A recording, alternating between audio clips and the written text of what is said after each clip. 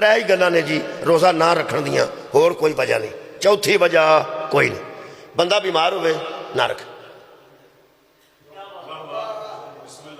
سارے تندرست صلوات تے پڑھو ایک بار، اللہم صلی علی محمد محمد۔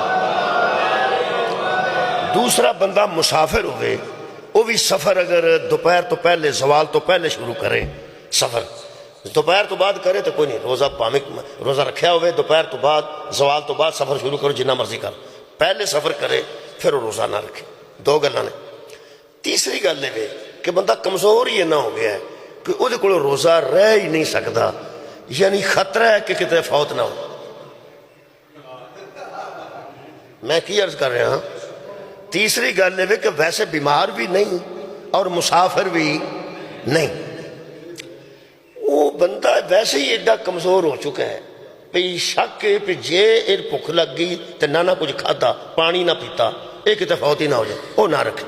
وہ دے واسطے حکم ہے وہ کسی نے رکھوا چھڑے اگر استطاعت رکھ دے، استطاعت رکھ دے تو کسی بندے نو روزے دی صبح دی روٹی شام دے کھانے دے پیسے دے دے یا راشن روزے دے دے، وہ تے ہو گیا۔ جڑے دو نے نا، ایک مسافر تے ایک بیمار، اے جدوں سفر ختم ہو جائے نا عید تو بعد ادو پھر رکھنا،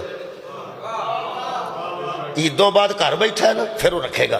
تے جے عیدوں بعد ٹھیک ہو جائے، بیمار ہوئے، ایک بندے نے شوگر سی تو روزہ نہیں سے رکھتا، میں کیا اللہ بھائی تینوں آرام دے پھر رکھنے ہی پینے نے، وہ بڑے شوق نال تے چاہ نال آندا ہے، اے نہیں مکتی،